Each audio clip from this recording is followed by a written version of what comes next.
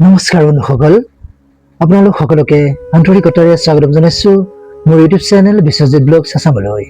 বন্ধুসকল, আপুনি বাৰু কেতিয়াবা ভাবিছেনে জীৱনত আমি যি বিচাৰোঁ সেইখিনি পাবলৈ হ'লে আটাইতকৈ প্ৰথমে ক'ত পৰিৱৰ্তন কৰিব লাগিব, আমি ক'ত পৰিৱৰ্তন আনিব লাগে আমাৰ জীৱনত, নে পৰিস্থিতিত নে আমাৰ নিজৰে মনটোত? বন্ধুসকল, আচলতে আমাৰ জীৱনৰ বহু পৰিৱৰ্তনৰ আৰম্ভণি হয় আমাৰ এই চিন্তা আৰু বিশ্বাসৰ পৰাই। বন্ধুসকল, আজি কথা পাতিম আমাৰ মনৰ তিনিটা শক্তিশালী শব্দ তথা বস্তুৰ বিষয়ে। আস্ক, বিলিভ এণ্ড ৰিচিভ, অৰ্থাৎ বিচাৰক বা মাগক, বিশ্বাস কৰক আৰু গ্ৰহণ কৰক। এই তিনিটা শব্দক বহুতে মেনিফেষ্টেশ্যন বা ল অফ এট্ৰেকশ্যনৰ সৈতে জড়িত কৰে, কিন্তু ইয়াক কেৱল কোনো যাদুকৰী নিয়ম হিচাপে নাভাবি নিজৰ মনটোক আমাৰ লক্ষ্যৰ দিশত সাজু কৰাৰ এটা মানসিক অনুশীলন হিচাপেও চাব পাৰি। গতিকে আহক বন্ধুসকল, অলপ সময়ৰ বাবে সকলো চিন্তা ভাৱনা আঁতৰাই নিজৰ মনৰ ভিতৰলৈ এবাৰ আগুৱাই যাওঁ, এক যাত্ৰা আৰম্ভ কৰোঁ। প্ৰথমতে আস্ক, অৰ্থাৎ মাগক বা বিচাৰক। জীৱনত আমি আচলতে কি বিচাৰোঁ আমাৰ এই জীৱনটোত? এই প্ৰশ্নটোৰ উত্তৰ বহু সময়ত আমাৰ নিজৰ ওচৰতে স্পষ্ট নাথাকে, নহয়নে বাৰু? আপুনি চাবচোন, আমি কওঁ মই সফল হ'ব বিচাৰোঁ, কিন্তু সফলতা মানে আমাৰ বাবে কি লাগে? আমাক কি লাগে? ভাল চাকৰি নে নিজৰ ভাল এটা ব্যৱসায়, নে আৰ্থিক স্বাধীনতা, নে এটা সুখী পৰিয়াল, নে আমাৰ মনৰ শান্তি? সেইবাবেই প্ৰথম পদক্ষেপটো হৈছে নিজৰ ইচ্ছাক স্পষ্ট কৰি, নিজৰ ইচ্ছাটোক স্পষ্টকৈ চাই লোৱা বা স্পষ্ট কৰি লোৱা। আপুনি কি বিচাৰে সেইটো নিজৰ ওচৰত সঁচাকৈ স্পষ্ট কৰি লওক। এখন কাগজ লওক আৰু লিখক, মই মোৰ জীৱনত কি বিচাৰোঁ। তাৰপিছত নিজৰ লক্ষ্যটোক স্পষ্ট ভাষাত লিখক। উদাহৰণস্বৰূপে ধৰক, মই নিজৰ বাবে এটা শান্তিপূৰ্ণ আৰু সুখী জীৱন গঢ়িব বিচাৰিছোঁ। মই মোৰ কামত সফল হ'ব বিচাৰিছোঁ, যি কাম আপুনি কৰি আছে। মই নিজৰ ওপৰত বিশ্বাস বৃদ্ধি কৰিব বিচাৰিছোঁ। মই এটা সুস্থ আৰু ইতিবাচক মানসিকতা গঢ়িব বিচাৰোঁ। ইয়াত মূল কথাটো হ'ল আপুনি কি বিচাৰে সেইটো জানিব লাগিব। আপুনি জীৱনত কি বিচাৰিছে সেই কথাটো আপুনি জানিব লাগিব, কাৰণ আমি কোনো দিশ নজনাকৈ যাত্ৰা আৰম্ভ কৰিলে, কিন্তু আমি যদি আজি কোনো দিশ নজনাকৈ যাত্ৰা আৰম্ভ কৰোঁ, তেন্তে আমি কলৈ গৈ আছোঁ সেইটো বুজি নাপাম, সেইটো বুজাটো কঠিন হৈ পৰিব। সেয়ে আজি নিজকে এটা প্ৰশ্ন কৰক, মই সঁচাকৈয়ে কি বিচাৰোঁ বা কি বিচাৰি আছোঁ মই? আৰু উত্তৰটো শুনিবলৈ নিজৰ মনটোক অলপমান সময় দিয়ক, ধৈৰ্য ধৰক। দ্বিতীয়তে বিলিভ, অৰ্থাৎ বিশ্বাস কৰক। এতিয়া আহিল আটাইতকৈ গুৰুত্বপূৰ্ণ অংশ আমাৰ জীৱনৰ, বিশ্বাস। সেইটো হৈছে বিশ্বাস। আপুনি লক্ষ্য নিৰ্ধাৰণ কৰিলে, আপুনি নিজৰ ইচ্ছাকো স্পষ্ট কৰিলে, কিন্তু যদি মনৰ ভিতৰতে আপুনি ভাবে মই এইটো কৰিব নোৱাৰিম, মই জানো পাৰিম এইটো কৰিব, এইটো মোৰ বাবে নহয়, কি হ'ব এইটো, মোৰ ভাগ্যখনেই বেয়া দেখোন, আনৰ দৰে মই সফল হ'ব পাৰিম জানো, নোৱাৰিম মই, তেন্তে এইদৰে যদি ভাবে আপুনি, তেন্তে আপোনাৰ এই নিজৰ চিন্তাই আপোনাক পিছলৈ টানি ধৰি থাকিব, আপুনি আগুৱাই যাব নোৱাৰিব। সেইবাবে আস্কৰ পিছত আহে বিলিভ, অৰ্থাৎ বিশ্বাস কৰক যে আপুনি চেষ্টা কৰাৰ যোগ্য। বিশ্বাস কৰক যে আপুনি শিকিব পাৰে, আপুনি শিকিব পাৰিব জীৱনত। বিশ্বাস কৰক যে আপুনি সলনি হ'ব পাৰে আৰু সলনি হ'ব পাৰিব। আৰু আটাইতকৈ গুৰুত্বপূৰ্ণ কথাটো হ'ল নিজৰ ওপৰত বিশ্বাস ৰাখি যাওক। জীৱনটোত সদায় নিজৰ ওপৰত বিশ্বাস ৰাখি যাব। কিন্তু ইয়াত এটা কথা মনত ৰখা খুবেই প্ৰয়োজনীয়, বিশ্বাস মানে কেৱল চকু মুদি বহি থকাটো নহয়, বিশ্বাসৰ লগত একশ্যন, অৰ্থাৎ কামো চলাই যাব লাগিব আমি সমানেই। আপুনি যদি চাকৰি এটা বিচাৰে, তেন্তে নতুন স্কিল শিকি যাওক, আবেদন কৰক, ইণ্টাৰভিউৰ বাবে আপুনি প্ৰস্তুতি চলাই যাওক। আপুনি যদি ব্যৱসায় এটা আৰম্ভ কৰিব বিচাৰিছে, তেন্তে মাৰ্কেটখন বুজক, বজাৰ বুজক, পৰিকল্পনা কৰক তাৰ বাবে, আৰু পদক্ষেপেৰে আগবাঢ়ি যাওক, আৰম্ভ কৰক তাৰ বাবে পদক্ষেপবোৰ। আপুনি যদি শান্তি বিচাৰিছে জীৱনত, তেন্তে নিজৰ চিন্তা লক্ষ্য কৰক, মেডিটেশ্যন কৰক, নিগেটিভ হেবিটবিলাক কমাই দিয়ক। অৰ্থাৎ বিশ্বাসে ডাইৰেকশ্যন দিয়ে, কিন্তু একশ্যনে আপোনাৰ এই যাত্ৰা, এই জাৰ্ণি সম্পূৰ্ণ কৰাত সহায় কৰে বা এই জাৰ্ণি সম্পূৰ্ণ কৰে। প্ৰতিদিনে নিজকে ক'ব পাৰে যে মই শিকি আছোঁ, মই আগবাঢ়ি আছোঁ, মই ভুলৰ পৰা শিকিব পাৰিছোঁ আৰু শিকিব পাৰোঁ। মই মোৰ সৰু সৰু পদক্ষেপেও মোক মোৰ লক্ষ্যৰ ওচৰলৈ লৈ গৈ আছে।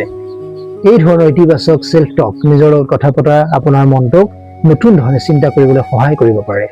তৃতীয়তে বন্ধুসকল, ৰিচিভ, অৰ্থাৎ গ্ৰহণ কৰক। এতিয়া আহিলে তৃতীয় আৰু সুন্দৰ শব্দটো, ৰিচিভ। যিকোনো বস্তু ৰিচিভ কৰি ভাল পাওঁ, নহয়নে বাৰু?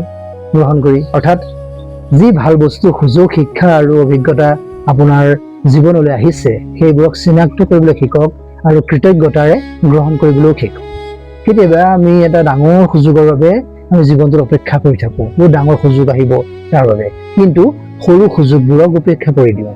কেতিয়াবা আমি ভাবোঁ এইটো মই বিচৰা ধৰণৰ নহয় দেখোন, নাই নহ'ব এইটো, কিন্তু হয়তো সেই সৰু সুযোগটোৱেই আপোনাক এটা ডাঙৰ সুযোগৰ ওচৰলৈ লৈ যাব পাৰে আগুৱাই, আৰু দুখোজ আগবাঢ়ি যাব পাৰে আপুনি সেইটো কৰি। সেইবাবে নিজৰ মন আৰু চকু দুয়োটাকেই মুকলি ৰাখক, নতুন মানুহৰ পৰা শিকি যাওক, নতুন অভিজ্ঞতাক স্বীকাৰ কৰক, নতুন সুযোগৰ প্ৰতি মনটো মুকলি কৰি দিয়ক, আৰু আটাইতকৈ গুৰুত্বপূৰ্ণ কথাটো হ'ল কৃতজ্ঞতা প্ৰকাশ কৰিবলৈ শিকক। মই আগতেও কৈছোঁ কৃতজ্ঞতাৰ কথা। প্ৰতিদিনে ৰাতি শোৱাৰ আগতে 3টা কথা ভাবক, আজি মই কিহৰ বাবে কৃতজ্ঞ হয়। হয়তো আপোনাৰ পৰিয়ালৰ বাবে, হয়তো আপোনাৰ কোনো এজন বন্ধুৰ বাবে, হয়তো আপোনাৰ কামৰ বাবে, হয়তো এটা সুন্দৰ সন্ধিয়াৰ বাবে, অথবা কেৱল এই কথাটোৰ বাবে যে আজি আপুনি এটা নতুন দিন দেখিবলৈ পালে, ধুনীয়া ভাল দিন পালে আপুনি। এটা কৃতজ্ঞতা মনক অভাৱৰ পৰা সম্ভাৱনাৰ দিশলৈ ঘূৰাই আনিব পাৰে এই কৃতজ্ঞতাই। আস্ক, বিলিভ, ৰিচিভ, এই 3টাক একেলগে কেনেকৈ ব্যৱহাৰ কৰিব? এতিয়া বন্ধুসকল, এতিয়া কথাটো একেবাৰে সহজ কৰি লওঁ। প্ৰথমতে আস্ক, আপুনি কি বিচাৰে সেইটো স্পষ্ট কৰক। দ্বিতীয়তে বিলিভ, নিজৰ লক্ষ্য আৰু নিজৰ সামৰ্থ্যৰ ওপৰত বিশ্বাস ৰাখক। তৃতীয়তে ৰিচিভ, সুযোগ, শিক্ষা, সহায় আৰু ইতিবাচক পৰিৱৰ্তনবোৰক গ্ৰহণ কৰিবলৈ নিজকে মুকলি কৰি ৰাখক সকলো সময়তে। আৰু এই 3টাৰ মাজত এটা চতুৰ্থ বস্তু লুকাই আছে, সেইটো হৈছে একশ্যন, অৰ্থাৎ কাম কৰি যোৱা। মাত্ৰ বিচাৰিলেই নহ'ব, আমি মাত্ৰ বিশ্বাস কৰিলেও নহ'ব, অকল বিশ্বাসত কৰিলেও নহ'ব, বিশ্বাসক কামৰ সৈতে আমি মিলাবলৈ চেষ্টা কৰিব লাগিব। আপোনাৰ সপোনটো এখন কাগজত লিখাৰ পিছত প্ৰতিদিনে তাৰ বাবে অন্তত এটা সৰু সৰু কাম কৰি যাওক। এটা ফোন কলেই হওক, এটা নতুন স্কিল শিকা, এটা এপ্লিকেশ্যন বা 10 মিনিটৰ মেডিটেশ্যন, এটা নতুন আইডিয়া লোৱা, এটা ভাল অভ্যাস গঢ়ি তোলা। এই জীৱন বাটৰ সৰু সৰু পদক্ষেপবোৰক কেতিয়াও সৰু বুলি ভাবিব নালাগে বন্ধুসকল, কিয়নো ডাঙৰ পৰিৱৰ্তন বহু সময়ত সৰু সৰু পদক্ষেপৰ পৰাই আৰম্ভ হৈ যায়। আহকচোন এতিয়া আপোনাক এটা সহজ 5 মিনিটৰ অনুশীলন দিওঁ, চেষ্টা কৰোঁ। 5 মিনিটৰ অনুশীলন। প্ৰতিদিনে ৰাতিপুৱা বা ৰাতি শান্ত ঠাই এডোখৰত বহক, চকুহাল বন্ধ কৰি লওক, চকুহাল মুদি লওক, গভীৰভাৱে উশাহ লওক আৰু নিজৰ মনতে কওক, মই কি বিচাৰোঁ। এইটো হৈছে আস্ক। তাৰপিছত আপুনি কওক, মই মোৰ লক্ষ্যৰ বাবে চেষ্টা কৰিবলৈ সক্ষম, মই নিজকে বিশ্বাস কৰোঁ। এইটো হৈছে আপোনাৰ বিলিভ। তাৰপিছত শেষত কওক, মোৰ জীৱনলৈ অহা ভাল সুযোগ আৰু শিক্ষাক মই কৃতজ্ঞতাৰে গ্ৰহণ কৰিছোঁ আৰু গ্ৰহণ কৰিম। এইটো হৈছে ৰিচিভ। তাৰপিছত আপুনি চকুহাল মেলক আৰু আজিৰ বাবে এটা সৰু একশ্যন ঠিক কৰক। মাত্ৰ এটা, বেছি নালাগে, এটা সৰু একশ্যন ঠিক কৰক আপুনি। কাৰণ আপোনাৰ জীৱন সলনি কৰিবলৈ প্ৰতিদিনে 1000টা কাম কৰাৰ প্ৰয়োজন নাই। বহুত কাম কৰিব লাগিব বুলি কথা নাই, এটাকে সৰু সৰু কাম কৰি গ'লেই হ'ল। কেতিয়াবা এটা সঠিক চিন্তা আৰু এটা সৰু সঠিক পদক্ষেপেই যথেষ্ট আৰম্ভণি হ'ব পাৰে। বন্ধুসকল, আপোনাৰ মনটো আপোনাৰ জীৱনৰ এটা শক্তিশালী অংশ হয়, এটা মজবুত অংশ। আপুনি যি চিন্তা কৰে, যি বিশ্বাস কৰে আৰু যি কাম কৰে, এই সকলোবোৰে আপোনাৰ দিশত প্ৰভাৱ পেলাই যায়। সেয়েহে আপুনি আপোনাৰ নিজৰ মনটোক সদায় ভয়, সন্দেহ আৰু নেতিবাচক চিন্তাৰে ভৰাই নাৰাখিব। কেতিয়াও ইয়াক পজিটিভ কৰি ৰাখিব। নিজকে সুধিব যে মই কি বিচাৰোঁ, মই নিজকে বিশ্বাস কৰোঁনে, মই নতুন সম্ভাৱনা গ্ৰহণ কৰিবলৈ সাজু আছোনে। মনত ৰাখিব বন্ধুসকল, আস্ক, নিজৰ লক্ষ্য স্পষ্ট কৰক। বিলিভ, নিজৰ ওপৰত বিশ্বাস ৰাখক।